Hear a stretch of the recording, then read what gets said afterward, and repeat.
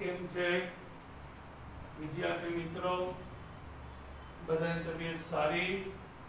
આજે આપણે બાળકો હેલો આલ્કેન હેલો એરિનમાં આગળ વધીએ. ક્વેશ્ચન 10.8 આપણી ટેક્સ્ટ બુકનો પ્રશ્ન. નીચે દર્શાવેલ સંયોજનની જોડીમાં કિરાલ અને અકિરાલ અણુ ઓળખો.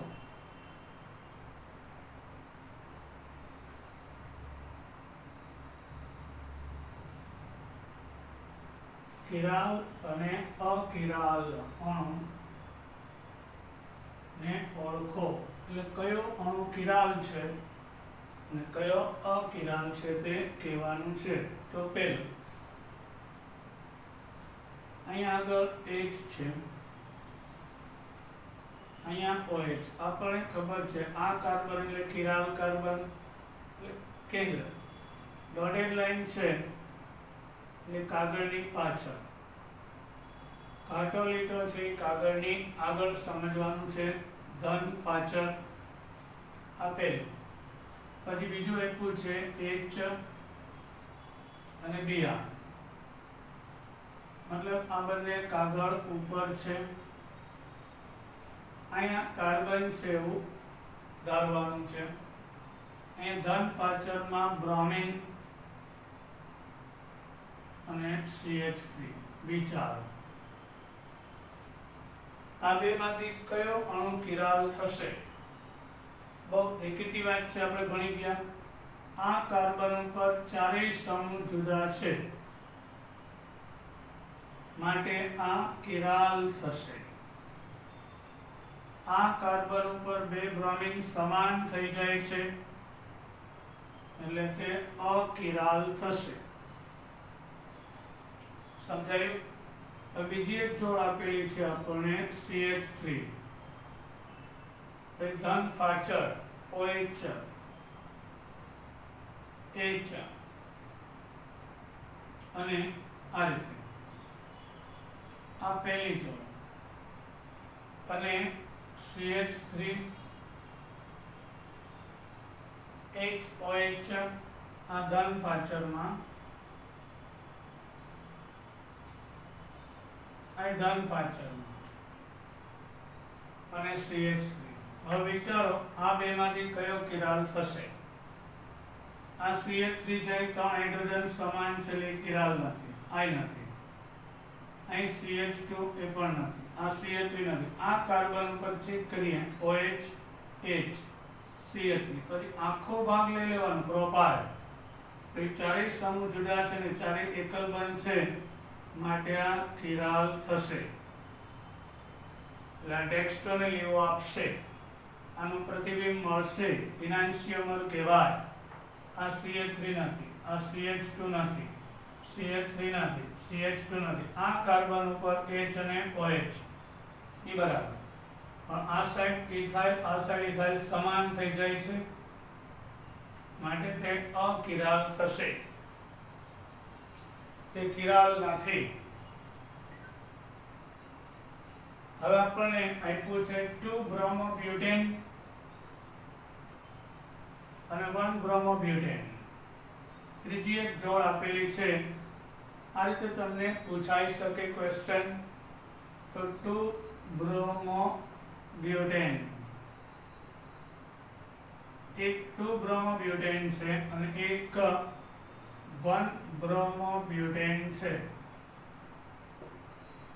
તો વિચારો આમાં કયો કિરાલ થશે? બધા કાર્બન ચેક કરવાના. આ કાર્બન ઉપર છોકરાઓ 3 હાઇડ્રોજન કિરાલ નથી, અહીં 3 હાઇડ્રોજન સમાન, અહીં 2 સમાન. હવે આની વાત આવશે તો આ કાર્બન ઉપર Br H આખો ભાગ લેવાનો, આના પછીનો આખો ભાગ ઇથાઇલ મિથાઇલ, એટલે આ કિરાલ થશે. અહીંયા એક પણ કાર્બન કિરાલ નથી, CH3, અહીં 3 હાઇડ્રોજન સમાન, અહીંયા 2 સમાન, 2 સમાન, 2 સમાન, એટલે આ અકિરાલ થશે. પ્રકાશ ક્રિયાશીલ નથી, જ્યારે આ પ્રકાશ ક્રિયાશીલ અણુ હશે. સમજાયું છોકરાઓ? હવે આપણે કેન્દ્ર અનુરાગી વિસ્થાપનમાં SN1 SN2 નો ડિટેલમાં અભ્યાસ કર્યો. હવે આપણે આગળ જઈએ છીએ retention ધારણ. ધારણ શું છે? chirality લાસ્ટ લેક્ચરમાં જોયું. હવે આપણે આજે નવો પોઈન્ટ નવી ટૂંકનોંધ પહોંચ્યા ધારણ. એટલે ઇંગ્લિશમાં retention કહેવામાં આવે છે છોકરાઓ. ધારણ ઇંગ્લિશ શબ્દ યાદ રાખજો, retention છે, retention.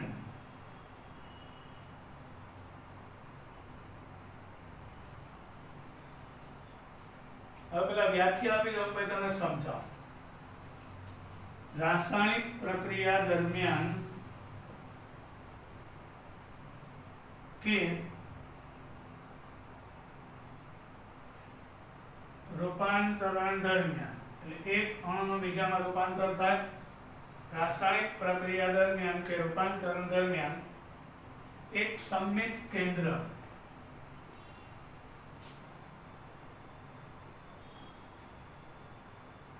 કે જે આપણે કાર્બન પસંદ કર્યો સંમિત કેન્દ્ર પરના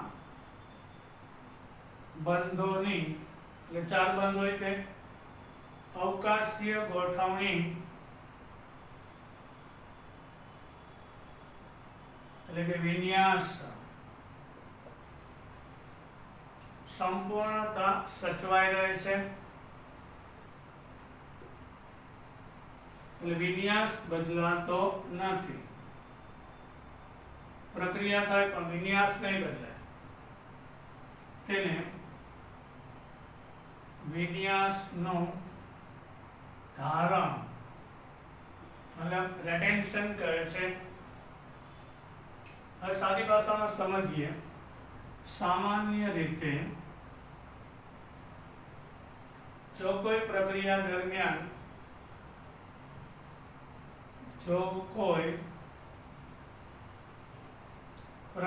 દરમિયાન અવકાશીય કેન્દ્ર પરનો બંધ એટલે કિરાલ કાર્બન પરનો બંધ, અવકાશીય કેન્દ્ર પરનો બંધ મતલબ કે કિરાલ કાર્બન પરનો બંધ તૂટે નહીં તો, એટલે કિરાલ કાર્બન સાથેનો બંધ તૂટે નહીં તો નિપજમાં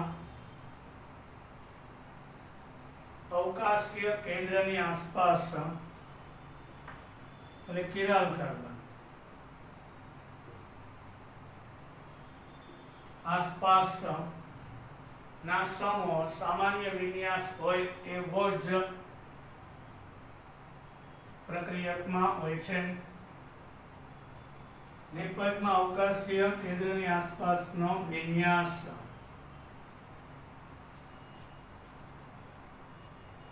જેવો હોય તેવો જ પ્રક્રિયાત્મક હોય છે. વિન્યાસ બદલાતો નથી, ગોઠવણી બદલાતી નથી.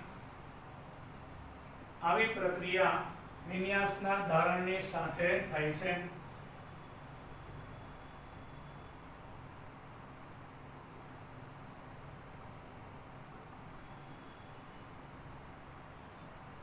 હવે આપણે ઉદાહરણ લઈ એટલે સમજાઈ જશે. પેલા વ્યાખ્યા એટલે પ્રક્રિયકમાંથી નિપજ બને ત્યારે કિરાલ કાર્બન પર એટલે અવકાશ કેન્દ્ર પરનો બંધ ન તૂટે, એ સિવાય ન તૂટે ત્યારે વિન્યાસ બદલાતો નથી. આપણે 2 મિથાઇલ બ્યુટેન 1 ઓલ લઈએ. ઉદાહરણ તરીકે 2 મિથાઇલ બ્યુટેન 1 ઓલ લઈએ. અહીંયા CH3 ટોટલ 4 કાર્બન, એમાં બીજા ઉપર OH છે. અહીંયા CH2OH છે, અહીંયા H હશે. હવે આ એક પદ્ધતિ છે, એને ફિશર સૂત્ર કહેવાય. આ ઉપર અને નીચેનો ભાગ છે આ એ કાગળની પાછળ ગણવામાં આવે. આડી લાઈનમાં જે હોય કાગળની આગળ તો 3 ડાયમેન્શન થાય ને. આ સિંગલ લીટી છે કાગળની પાછળ બેક સાઈડ. આ બે ઉભરતા ઘાટા લીટા કાગળની આગળ ગણાય. આ સંયોજન છે 1 2 3 અને 4 એટલે 2 મિથાઇલ બ્યુટેન 1 પોલ છે.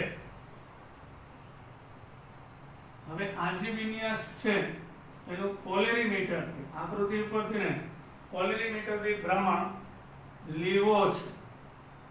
મતલબ કે તે ડાબી બાજુ ધ્રુવીભૂત પ્રકાશનું કોણાવર્તન કરે છે. એની સાંદ્ર હાઇડ્રોક્લોરિક એસિડ સાથે ગરમ કરતા શું થશે? અહીંથી ને OH જશે, અહીંથી H છે એટલે પાણી છૂટું પડશે. પણ તમે જોયું અહીંયા બંધ છે એ અવકાશ કેન્દ્ર એટલે કિરાલ કાર્બન છે, એમાં ચારેય ઘટક જુદા છે. આ CH2OH ચારે આ કિરાલ કેન્દ્ર અવકાશ કેન્દ્ર કહેવાય. તો ઈ અવકાશ કેન્દ્ર સાથેનો બંધ તૂટતો નથી, એ સિવાયનો બીજો કોઈ બંધ તૂટે. અહીંથી ને OH જાય છે અને ત્યાં Cl આવશે. એટલે આ જે મૂળ ગોઠવણી છે એ એમનેમ રહેશે, મૂળ વિન્યાસ બદલાતો નથી. અહીંયા CH2 Cl થઈ જશે એટલે 1 chloro 2 methyl આ 1 chloro 2 methyl butane થશે. એટલે જો વિન્યાસ બદલાતો નથી એને રેટેન્શન કહેવાય. પરંતુ આ લીવો થઈ જાય, એમાં સમજાવું છું. આ લીવો હતો તે ડેક્સ્ટ્રો થઈ જાય છે એટલે ધ્રુવીભૂત પ્રકાશનું કોણાવર્તન ડાબેથી કરતો હતો તો આ જમણેથી કરે છે. તમે જોયું એટલે કિરાલ કાર્બન પરનો બંધ ના તૂટે, એ સિવાયનો કોઈ બંધ તૂટે તો રેટેન્શન ધારણ કહેવામાં આવે છે. આ થયું રેટેન્શન. એટલે કોઈ કિરાલ કાર્બન વાળો અણુ પરના કિરાલ કેન્દ્ર સાથેના બંધ ના તૂટે. હવે અહીં તમે આ પ્રક્રિયા પરથી જોયું વિન્યાસ HCl3 ethyl CH2 આ બધાનું સ્થાન એમનેમ છે, ખાલી OH ગયો અને Cl આવ્યું. અહીં તે નોંધવું અગત્યનું છે આ રેટેન્શન પ્રક્રિયકને નિપજના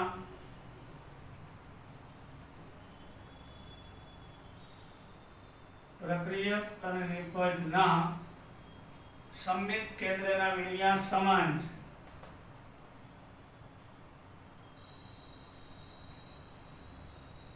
વિન્યાસ એટલે ગોઠવણી. આની આસપાસના ઘટકોની ગોઠવણી સમાન છે, પરંતુ નિપજના પ્રકાશીય ભ્રમણના ચિહ્ન નિપજના પ્રકાશીય ભ્રમણના ચિહ્ન એટલે કે આની ઉપર ધ્રુવીભૂત પ્રકાશ આપાત કરીએ તો આ લીવો હતો એટલે માઈનસ, આ ચિહ્ન ડેક્સ્ટ્રો પ્લસ થઈ જાય છે, ચિહ્નો બદલાય છે. આમ થવાનું કારણ અસમિત કેન્દ્ર પર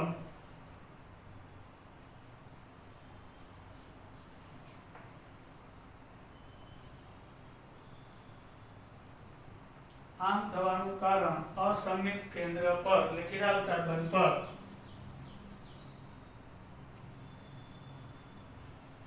સમાન વિન્યાસ ધરાવતા બે જુદા જુદા સંયોજનો પ્રકાશીય ભ્રમણ ધરાવે છે. અહીં સમૂહ બદલાઈ ગયો, CH2OH હતો, અહીં CH2OH. અસમિત કેન્દ્ર પર જુદા જુદા સમૂહને કારણે જુદું જુદું એટલે બે જુદા જુદા સંયોજન, જુદા જુદા સમૂહને કારણે આ જુદા જુદા સંયોજનો જુદું જુદું ભ્રમણ દર્શાવે છે, કારણ કે સંયોજન બદલી ગયું, વિન્યાસ ભલે બદલતો નથી. જે પૈકી એક આપણે જોયું કે લીવો હશે તો એક ડેસ્ટ્રો. હવે ધારણ સમજાઈ ગયું ને, રેટેન્શન એટલે કિરાલ કાર્બન અવકાશીય કેન્દ્ર અસમિત કેન્દ્ર પરના ચારે બંધ એમનેમ રહેશે. એના સિવાયની કોઈ જગ્યાએ ફેરફાર થાય તો મૂળ વિન્યાસ બદલાશે નહીં, અને રેટેન્શન કે ધારણ કહેવાય. પણ મળતી નિપજમાં વિન્યાસ ભલે સરખો હોય, પણ કિરાલ કાર્બન ઉપર રહેલા જે સમૂહ છે એમાંથી ચોથો સમૂહ બદલી ગયો, સ્થાન ત્યાંથી એટલે સંયોજન બદલી ગયો, એટલે એનું ભ્રમણ બદલાઈ જશે. હવે ડેક્સ્ટ્રો છે કે લીવો તમને ઘણીવાર કીધું મેં, એ તો પોલેરીમીટર દ્વારા પ્રયોગ કર્યા સિવાય ખબર પડે નહીં. હવે આપણે નવો પોઈન્ટ પહોંચ્યા, વ્યુત્ક્રમણ, ધારણ અને રેસીમીકરણ. વ્યુત્ક્રમણ ત્રણેય ભેગું, ત્રણેયની એકી સાથે સમજૂતી. વ્યુત્ક્રમણ, ધારણ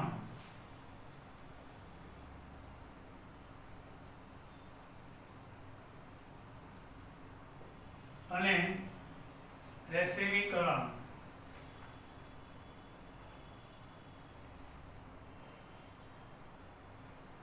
આ ત્રણેય કમ્બાઈન આપણે સમજવું છે. જ્યારે અસમિત કાર્બન એટલે કિરાલ કાર્બન સાથે જોડાયેલો સીધો જ બંધ તૂટે ત્યારે ત્રણ પ્રકારના પરિણામ જોવા મળશે, એટલે વ્યુત્ક્રમણ, ધારણ અને રેસીમીકરણ. જ્યારે અસમિત એટલે કે કિરાલ કાર્બન ને સીધો જોડાયેલો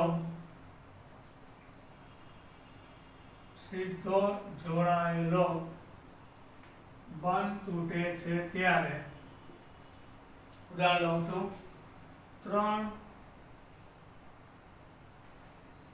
પરિણામો મળે છે: વ્યુત્ક્રમણ, ધારણ અને રેસીમીકરણ. આ સમજવા સમૂહ X નું Y વડે વિસ્થાપન વિચારીએ.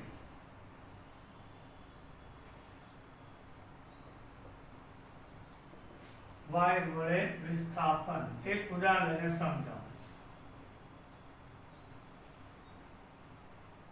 વિસ્થાપન એક 3 ડાયમેન્શન અણુ લઉં છું.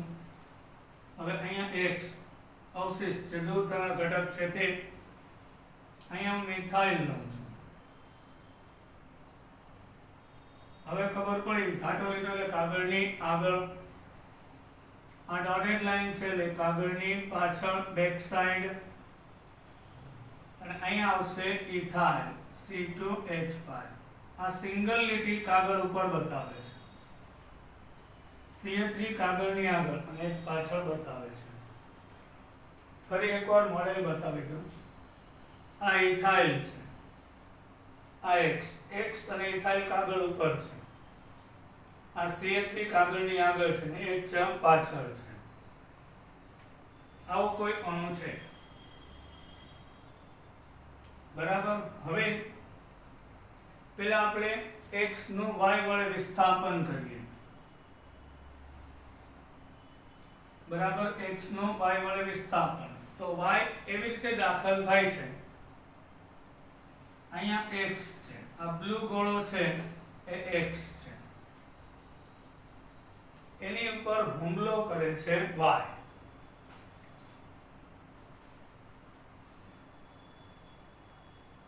તો X ની સાઈડ તેની વિરુદ્ધ સાઈડ થી હુમલો કરશે, અહીંથી.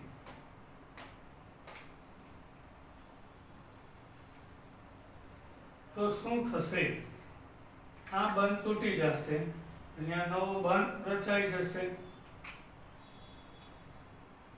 એટલે આ જે સાઈડ છે અહીંથી ને Y આવે છે. તો દેખીતી વાત છે, આ Y ને કારણે આ Y દાખલ થતો જશે અને X દૂર થશે. પછી મેં સીધા તો છત્રી જેવું થઈ જાય. એટલે આ ત્રણેયની દિશા છે એ આને કારણે, અપાકર્ષણને કારણે એની દિશા ચેન્જ થાય, અને આ થયો એનો વ્યુત્ક્રમણ. આખો વિન્યાસ બદલી જશે. એટલે ઇથાઇલ છે એ ઇથાઇલ જ રહેશે. અહીંયા Y આવી જશે, અહીંયા મિથાઇલ આવી જશે, અને અહીંયા H. એ શું થયું ખબર છે? H અને CH3 ના સ્થાન બદલી ગયા, એટલે જે આ સાઈડ હતા હવે આ સાઈડ આવી જાય છે, કારણ કે હુમલો એટેક y નો અહીંથી થશે, એટલે x દૂર થશે. એટલે જો તમે દોરી બતાવો, આ ઇથાઇલ છે, આ મિથાઇલ છે ને આ H છે. હવે y આવે, x દૂર થયો એટલે આ y ને કારણે આ ત્રણેય ઉપર અપાકર્ષણ થાય, એટલે y ન્યા રહેશે, ઇથાઇલ ન્યા રહેશે, પણ આ અપાકર્ષણને કારણે આ બાજુ ફંટાઈ જાય છે, એટલે CH3 અને H વિરુદ્ધ દિશામાં, આને વિરુદ્ધ ક્રમાંક કહેવાય. શું કહેવાય? વિરુદ્ધ ક્રમાંક. એટલે કે આવું જોવા મળશે. પાછું એકવાર, આ H છે, આ CH3, X અને ઇથાઇલ, y આવે છે, આ y, એટલે x દૂર થવાનો છે.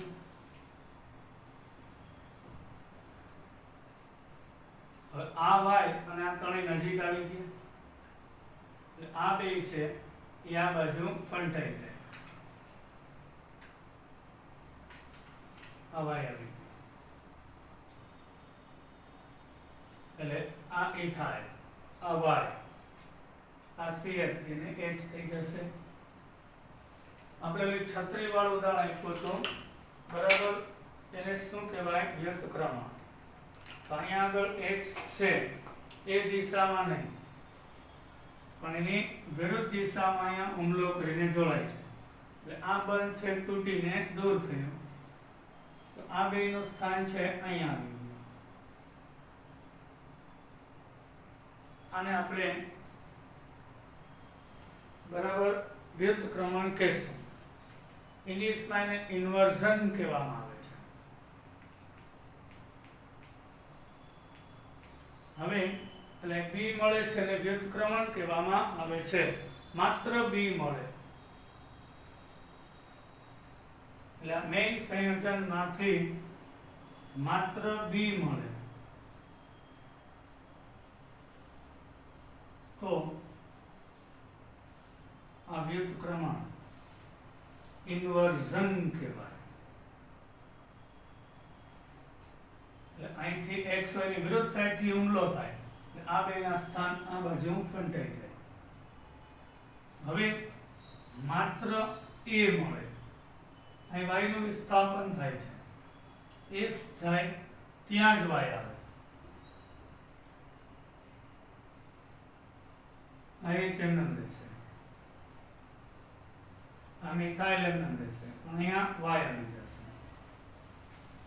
x ની જગ્યાએ y આવી ગયો, તો આ નિપજને આપણે b કહેશું. તો અહીંયા પણ જો ધારણ, આને આપણે ધારણ કહેશું, રેટેન્શન. એમાં વિન્યાસનું ભ્રમણ થયેલું છે, એટલે ધ્રુવીભૂત પ્રકાશનું કોણાવર્તન થશે. આ સોરી b, આ a મળે તો શું કહી શકાય? વિન્યાસ બદલાતો નથી. H, ઇથાઇલ, મિથાઇલ, x અને y બધું પોતપોતાની જગ્યા પર જ છે, તો આનું ધારણ રેટેન્શન કહેશું. વિન્યાસ બદલાતો નથી, હમણાં શીખા. ધ્રુવીભૂત આ સમૂહ બદલી ગયો એટલે ધ્રુવીભૂત પ્રકાશનો ભ્રમણ બદલાશે. હવે ત્રીજી શક્યતા, ધારો કે a અને b બે આપે, હા, તો a અને b શું છે? એકબીજાના પ્રતિબિંબો છે. જો આ એક કાલ્પનિક રેખા છે, એની ઇથાઇલ અને y એક જ સમતલમાં, આ બાજુ h અને c હતી, તો અહીંયા y છે એ આ સાઈડ આવી ગયું, h અને CH3 ઓલી સાઈડ આવી ગયા. પાછળ જ રહે પ્રતિબિંબની અંદર, આગળ જ રહે, ખાલી ડાબા જમણું ઉલટા, તો a અને b નું મિશ્રણ મળે છે, તો એને રેસીમીકરણ કહેવાય. હા, ધારો કે આ સંયોજન છે, બેયનું મિક્સચર આપશે, x અને y નું. આપણે દોરીએ ઇથાઇલ, મિથાઇલ, H અને Y. અને એનું પ્રતિબિંબ ઇથાઇલ સી અહીં Y CH3 અને H દેખાય છે. પાછળ છે એ પાછળ જ, આગળ છે એ આગળ જ છે, કાગળ ઉપર છે એ કાગળ ઉપર, પણ ખાલી ડાબી સાઈડ હોય એ જમણી સાઈડ, જમણી સાઈડ હોય એ ડાબી સાઈડ, અને ઇનાન્સિયોમાં એને પ્રતિબિંબીય રેસિમિક મિશ્રણ કહેવાય. એટલે 3 પ્રકારની નિપટની વાત થઈ આપણે જે કીધું તે. તો આવું 3, હવે એ બધા આપણે જે આવું ક્યારે થઈ કન્ડિશનમાં થઈ શકે.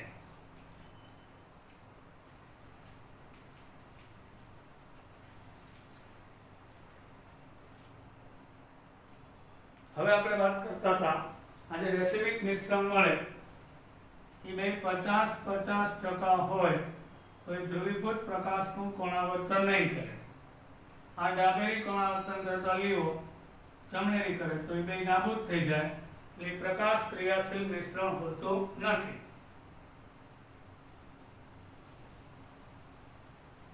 હવે આપણે વાત કરીએ આગળ. આ થયું 3 પ્રકારની નિપજ મળે છે. હવે ડિટેલમાં એટલે તમને આપેલા સંયોજનમાંથી વ્યુત્ક્રમણ પણ બને, તેમાંથી ધારણ પણ બને અને રેસિમિક મિશ્રણ પણ આપે, એની વાત કરીએ છીએ. એ જ પોઈન્ટમાં જે આપણે આગળ કન્ટિન્યુ છીએ. તો ચાલો આપણે એક ઉદાહરણ લઈને સમજીએ. પ્રકાશ ક્રિયાશીલ આલ્કાઇલ હેલાઇડ એટલે કિરાલ કાર્બન વાળો, પ્રકાશ ક્રિયાશીલ આલ્કાઇલ હેલાઇડ લઈ કિરાલ કાર્બન વાળો એટલે SN1 અને SN2 શીખીએ. SN1 અને SN2 ઘટના શીખીએ.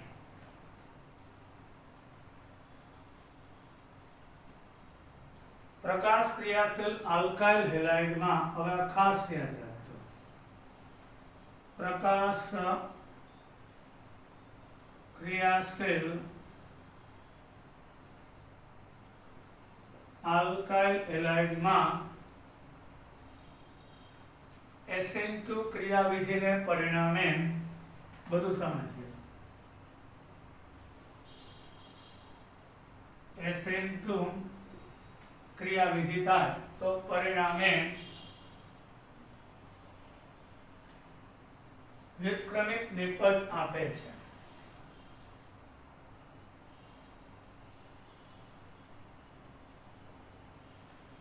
વિરુદ્ધનો વિન્યાસ વ્યુત્ક્રમણ ઇન્વર્ઝન આપે છે. આમ થવાનું કારણ પહેલા તો મને કહ્યું SN2 એટલે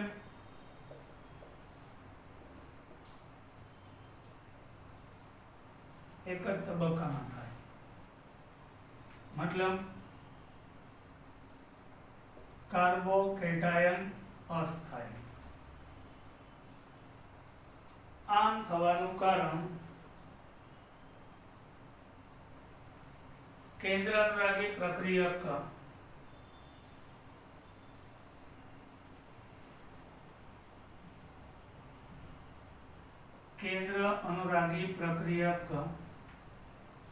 જે જગ્યાએ હેલોજન છે તેનાથી વિરુદ્ધ દિશામાં હુમલો કરે છે, માટે વ્યુત્ક્રમણ આપે છે. આપણે લીવો 2 બ્રોમો ઓક્ટેન લઈ, લીવો 2 બ્રોમો ઓક્ટેન લઈ એમાં સોડિયમ હાઇડ્રોક્સાઇડ ઉમેરતા આપણે 2 ઓક્ટેન 2 ઓલ બનશે, પણ ડેક્સ્ટ્રો થઈ જશે વ્યુત્ક્રમણને કારણે. ડેક્સ્ટ્રો 2 બોલો, ડેક્સ્ટ્રો ઓક્ટેન 2 ઓલ બનશે. બતાવો. SN2 ક્રિયાવિધિનો મતલબ થાય છે પ્રક્રિયા એક જ તબક્કામાં થશે. અહીંયા બ્રોમિન છે, અહીંયા CH3 છે, આ કાર્બન કિરાલ છે, અહીંયા આગળ dotted line એટલે કાગળની પાછળ અને ઘાટો લીટો એટલે કાગળની આગળ. 1 2 હવે 6 કાર્બન રહ્યા. એક વારે ચૂમકું લખી નાખું 6 દુ 12 ને 1 13 એટલે 6 અહીં બીજા ઉપર બ્રોમિન અને 6 એટલે 8 ઓક્ટેન થઈ ગયું. 2 બ્રોમો ઓક્ટેન એમાં આ કાર્બન કિરાલ છે. હવે બ્રોમિન જે સાઈડ છે એ સાઈડ થી OH નહીં આવે પણ એની વિરુદ્ધ દિશામાં હુમલો કરશે. કારણ કે આ પ્રક્રિયા એક જ તબક્કામાં થાય એટલે બ્રોમિન જાય પછી OH ના આવે, બ્રોમિનની હાજરીમાં જ OH આવે. તો એ તમને બતાવી દઉં, આ બુકમાં ડિટેલમાં નથી. લાઈક બ્રોમિન હાજર છે અને OH એટેક કરે છે એટલે આ બંધ તૂટતો જાય અને આ બંધ રચાતો જાય. હવે આ દાખલ થાય એટલે આ બેનો દિશા ફંટાઈ જશે એટલે અહીંયા આગળ આ H અને CH3 ની દિશા ફંટાઈ જશે. આ CH3 અહીંથી OH આવી ગયો એટલે અહીંયા H અને આ C6H13 બરાબર અપાકર્ષણ થાય તો આ કયું મળશે? વ્યુત્ક્રમણ આપશે. આમ પ્રકાશ ક્રિયાશીલ આલ્કાઇલ હેલાઇડ જ્યારે SN2 પ્રક્રિયા કરે તો વ્યુત્ક્રમણ થાય છે. પ્રકાશ ક્રિયાશીલ કિરાલ કાર્બન વાળો અણુ, પ્રકાશ ક્રિયાશીલ અણુ SN2 પ્રક્રિયા કરે તો વ્યુત્ક્રમણ થાય છે એટલે મૂળ વિન્યાસ કરતા વિરુદ્ધનો વિન્યાસ થઈ જાય છે. અહીં બ્રોમિન હતો SN2 એટલે એક જ તબક્કામાં એટલે OH છે બ્રોમિન વાળી સાઈડ ઉપર એની વિરુદ્ધ સાઈડ થી એટેક કરે એટલે આ બંધ તૂટતો જાય અને આ બનતો જાય. હવે આ OH ને આ બે ઉપર અપાકર્ષણ જાગે એટલે દિશા બદલી નાખે એટલે આ બ્રોમિન અહીંયા હતો તો એની વિરુદ્ધ દિશામાં OH દાખલ થઈ જાય એટલે વ્યુત્ક્રમિત નિપજ આપણે યાદ રાખો. SN2 ક્રિયાવિધિ થાય એટલે એક જ તબક્કામાં થાય એટલે જે દૂર ઘટક કરવો હોય એનાથી વિરુદ્ધ દિશામાં આક્રમણ કરશે.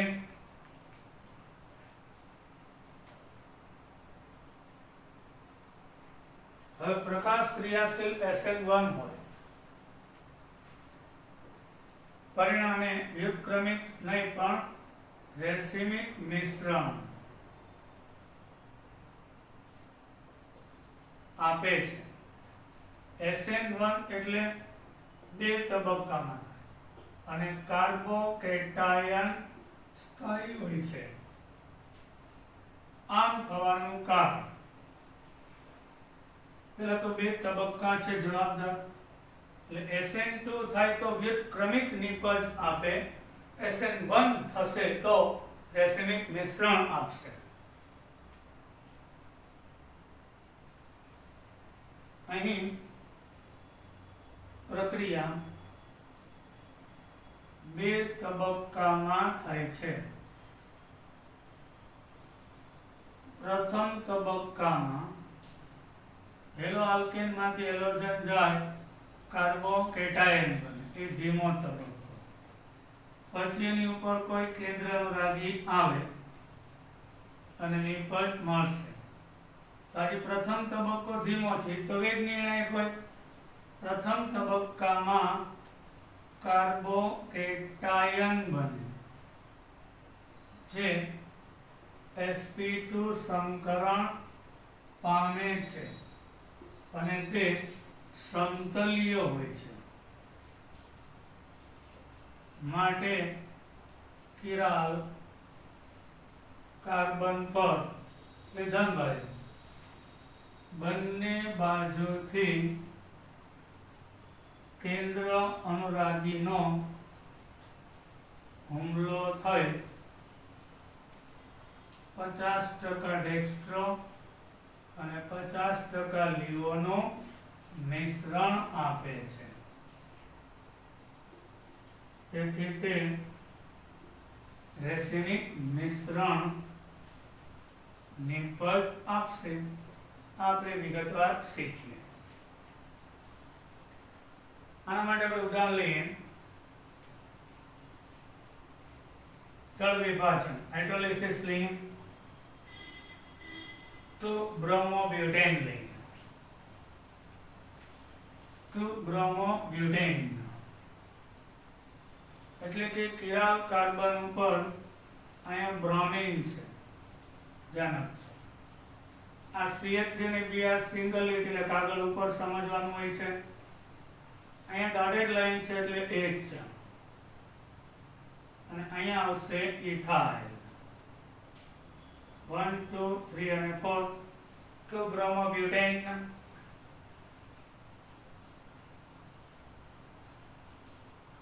આ ડેક્સ્ટ્રો છે હવે ડેક્સ્ટ્રો કેવો છે એ આપણે ખબર ના પડે એ તો પ્રયોગ કર્યા પછી જ ખબર પડે હવે 2 બ્રોમોબ્યુટેન છે એનું જળ વિભાજન હાઇડ્રોલિસિસ થાય પાણી સાથે પ્રક્રિયા થાય એટલે સૌથી પહેલા તો બ્રોમિન દૂર થશે આ તબક્કો પ્રતિવર્તી અને ધીમો છે અહીંથી બ્રોમિન પહેલા જાય કારણ કે SN1 ક્રિયાવિધિ લઉં છું એટલે આ જે કાર્બન છે પેલાના ચારે ચાર બોન્ડિંગ પેર હતી sp3 સંકરણ હતું હવે આ ઇલેક્ટ્રોન બે લઈને જાય છે આની એક કક્ષક ખાલી થઈ ગઈ તો અહીંયા આગળ CH3 H અને ઇથાઇલ એક જ સમતલમાં આવી જાય કારણ કે હવે એનું સંકરણ sp2 થઈ જાય એટલે અણુ સમતલીય થઈ જાય છે કાર્બોકેટાયન આપણે નામ પણ લખી શકીએ ધારો કે કાગળની પાછળ આગળ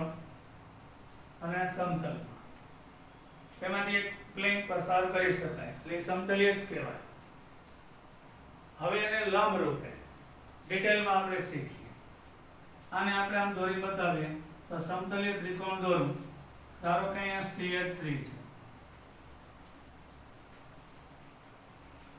અહીંયા આગળ ત્રિકોણ દોરીએ આ કાર્બન કિરાલ કાર્બન અહીંયા CH3 છે અહીંયા H છે અહીં થાય આ બધું એક જ સમતલમાં આવી ગયું હવે અહીં એક કક્ષક ખાલી છે ચોથો પદ બાકી જ છે હવે OH છે અહીંથી એટેક કરી શકે છે અને કામ OH છે જોઈ બે સાઈડ થી એટેક કરી શકે છે એટલે રેસિમિક મિશ્રણ આપે છે ધારો કે OH છે આ સાઈડ થી એટેક કરે છે તો એમાં CH3 અને OH સમતલ ઉપર વહી જશે H છે કાગળની પાછળ અને ઇથાઇલ પાછળ એનો સંકરણ sp3 થઈ જાય ચોથો બંધ બની ગયો ધારો કે OH આ સાઈડ થી એટેક કરે છે તો અહીંયા આગળ CH3 H બરાબર અને અહીંયા ઇથાઇલ આવી જશે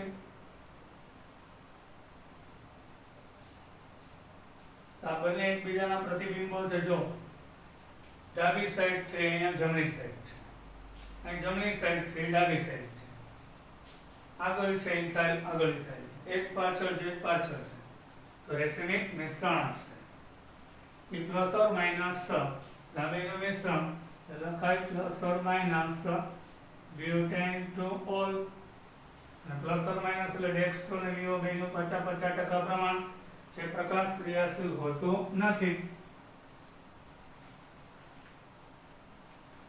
બધાને સમજાઈ ગયું હશે હવે આપણે છોકરાઓ પરીક્ષા વિલોપન પ્રક્રિયાઓ યસ વિલોપન પ્રક્રિયાઓ અહીં આપણે કેન્દ્ર અનુરાગી વિસ્થાપન પ્રક્રિયાઓ પૂર્ણ થઈ અને બહુ ડિટેલમાં તમને સમજાયું મજા આવી હશે રિવિઝન કરી લેજો એટલે વાંધો નહીં આવે હવે આપણે અત્યાર સુધી જે શીખ્યા ને એ બધી કેન્દ્ર અનુરાગી વિસ્થાપન પ્રક્રિયા હતી હવે આપણે પરીક્ષા હેલો આલ્કેનની વિલોપન પ્રક્રિયા વિલોપ થવું એટલે દૂર થવું અદ્રશ્ય થવું એ તમને સમજાવું છું જ્યારે બીટા હાઇડ્રોજન યુક્ત હેલો આલ્કેન જ્યારે બીટા હાઇડ્રોજન યુક્ત હેલો આલ્કેન ને પોટેશિયમ હાઇડ્રોક્સાઇડ ના આલ્કોહોલિક, આ યાદ રાખજો, ખાલી KOH નહીં, KOH ના આલ્કોહોલિક દ્રાવણ સાથે ગરમ કરવામાં આવે છે તો બીટા કાર્બન પરથી હાઇડ્રોજન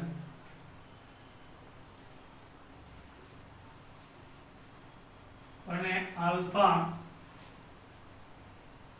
કાર્બન પરથી હેલોજન દૂર થાય છે.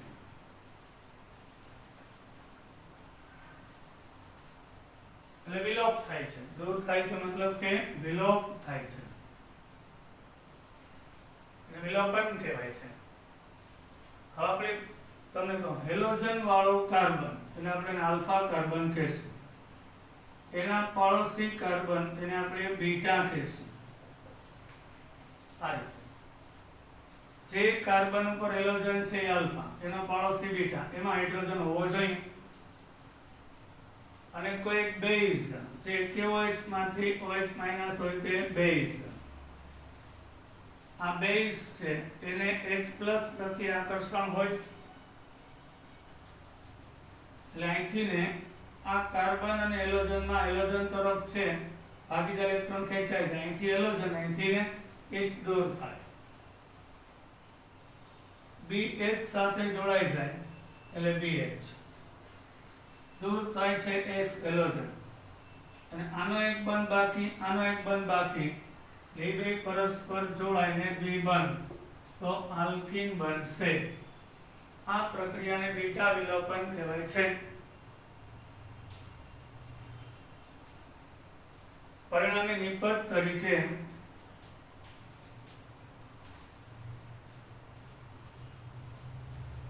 આલ્કીન બને છે. જો કે આ વિલોપનમાં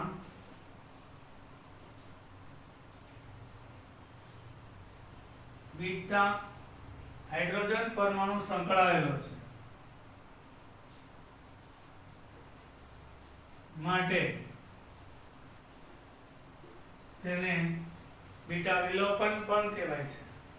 ખાલી વિલોપન અથવા એટલે હેલોજન જે કાર્બન ઉપરથી જાય છે ને એના પાડોશી બીટા ઉપરથી હાઇડ્રોજન પણ વિલોપ થાય, માટે નામ આપ્યું બીટા વિલોપન કહેવાય છે. બીટા વિલોપન પ્રક્રિયા પણ કહેવામાં આવે છે. હવે વાત કરીએ, જ્યારે એક કરતા વધારે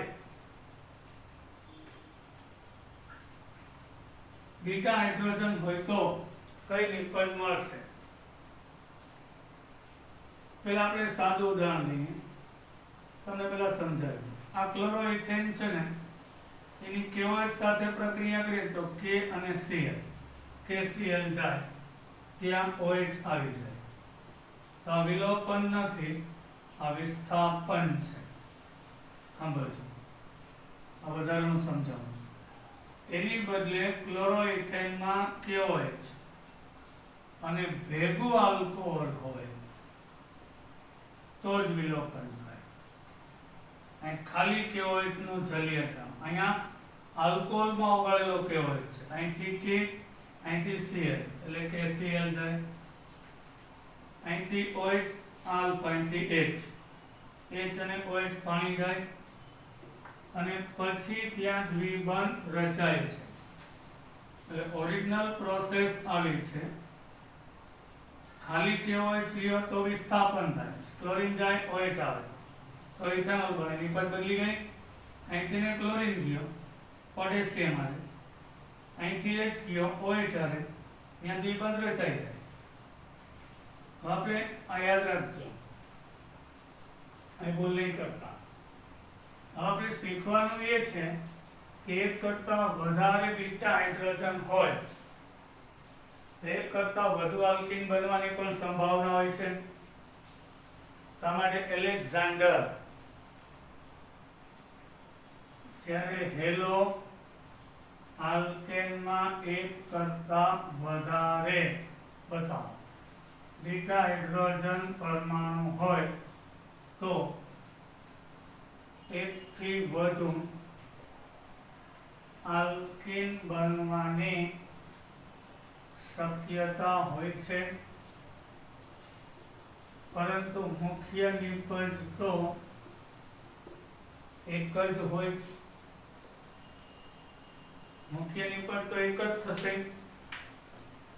આ માટે જેટ્સવે, એલેક્ઝાન્ડર જેટ્સવે 1875 સાંભળજો. જેટ્સવે અથવા તો એને સેટ-જેફ પણ કહેવાય છે.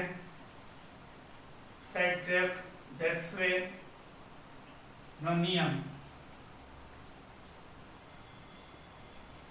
કહે છે, એને નિયમ રજૂ કર્યો. ડી હાઇડ્રો હેલોજન, ડી એટલે દૂર તો, ડી હાઇડ્રો જીનીકરણ એટલે આ બીટા બિંદુ, એક હાઇડ્રોજન દૂર થાય ને એક હેલોજન, અને ડી હાઇડ્રો હેલોજનીકરણ પ્રક્રિયામાં મુખ્ય નિપજ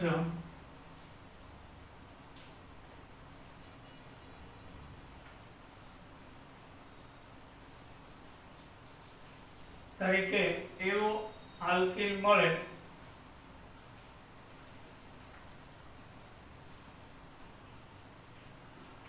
કે જેમાં દ્વિબંધ ને જોડાયેલા કાર્બનની સાથે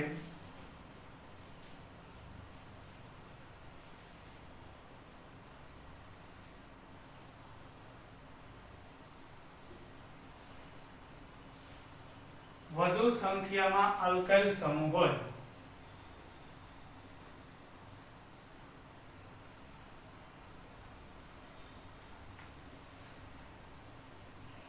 તેને જેટ્સવેનો નિયમ કહેવાય છે. આપણે ઉદાહરણ લઈએ 2-bromopentane, CH3 CH2 CH2 CHBr અને CH. આ 2-bromopentane છે, વિચાર છે. આ હેલોજન વાળો કાર્બન એટલે આલ્ફા, તેના બે પાડોશી થશે ને, આ બાજુ બીટા, અહીંયા બીટા હાઇડ્રોજન છે, અહીંયા બીટા હાઇડ્રોજન ન હોય તો કોઈ પ્રશ્ન નથી. અહીં બે શક્યતા, કાં અહીંથી હાઇડ્રોજન જાય, અહીંથી બ્રોમિન ફાઇનલ, કાં અહીંથી હાઇડ્રોજન જાય તો અહીંયા દ્વિબંધ રચાય, અહીંથી હાઇડ્રોજન જાય તો અહીં દ્વિબંધ રચાય. તો ધારો કે આની આલ્કોહોલિક કેવો હોય છે, ખાલી કેવો હોય છે નહીં, અહીંથી કે અને બીઆર, કે બીઆર જશે, અહીંથી H અને OH, H2O જશે, અહીંથી બીઆર જાય, અહીંથી H જાય, તો આપણી જે નિપજ છે એ પેન્ટ 1 ઇન થશે, પણ એ ખાલી 19% જ હોય છે. સમજાવો. હવે બીજી શક્યતા, આલ્કોહોલિક કેઓએચ સાથે પ્રક્રિયા સેમ, અહીંથી બીઆર, અહીંથી કે એટલે કે બીઆર જાય, હવે અહીંથી H અને અહીંથી OH તો પાણી જાય, તો આ દ્વિબંધ અહીંયા રચાશે. CH2 માંથી H ગયો એટલે H વધે ને, અહીં CH અને CH3,